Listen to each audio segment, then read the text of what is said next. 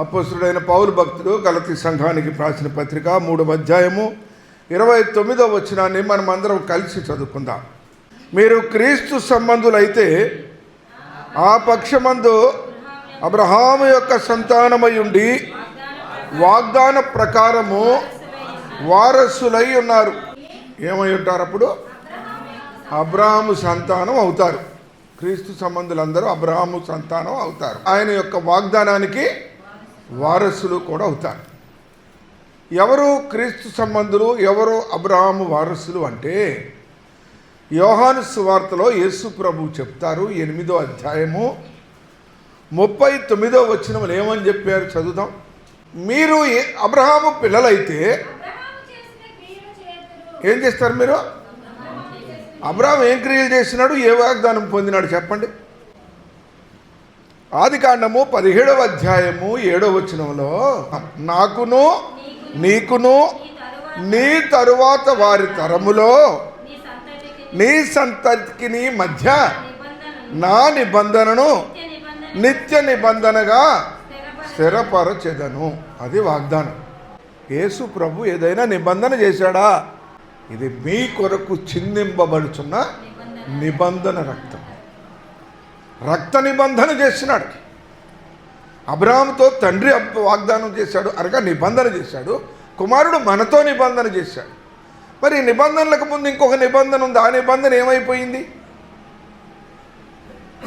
ఈ నిబంధనల కంటే ముందు ఒక నిబంధన ఉంది. మీకు తెలుసో లేదో గుర్తు చేస్తా. ఆదికాండము 6వ అధ్యాయము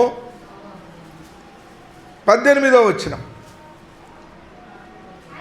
అయితే నీతో నా నిబంధన స్థిరపరచుదును, నీవును నీతో కూడా నీ కుమారుడును నీ భార్యయు నీ కోడండ్రును ఆ వాడలో ప్రవేశింపవలెను. మరి ఆ నిబంధన ఏమైపోయింది? మళ్ళా నిబంధన చేసినాడు. ఇప్పుడు మూడైంది.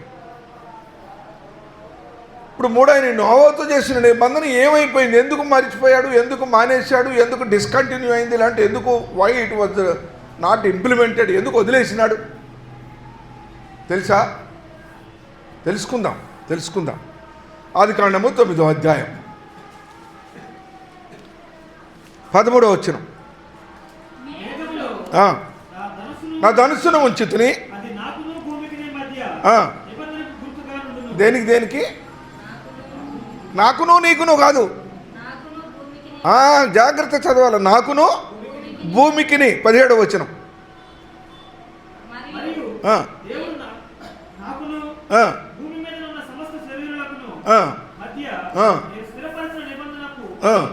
గుర్తు ఇది. ఈ గుర్తు పెట్టాడు. అదే 9వ అధ్యాయం మధ్యలో ఇంకో వచనం ఉంది. 11వ వచనం చూడండి. ఇప్పుడు గమనించాలి. నీతో నా నిబంధన స్థిరపరచుదును, సమస్త శరీరులు ప్రవాహ జలముల వలన. అది నిబంధన. అక్కడ జీవితకాలానికి చేయలే. అక్కడ రక్షణకు సంబంధించిన నిబంధన కాదది. బాగా నోట్ చేసుకోవాలి. నిబంధన అక్కడ ఏం చేసినాడంటే ఇంకెప్పుడు లయపరచను, ఇంకెప్పుడు భూమి మీద దేన్ని కూడా లయపరచను, నాకును భూమికిని మధ్య. కానీ అబ్రహాము దగ్గరికి వచ్చినప్పుడు ఏమన్నాడు? 17:7లో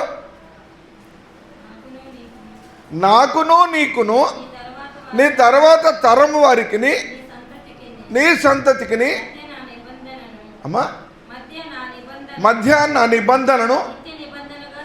దేనిగా? నిత్య నిబంధన. ఇక్కడ మారని చూసారా? నిత్య నిబంధన. అది వేరు, ఇది వేరు.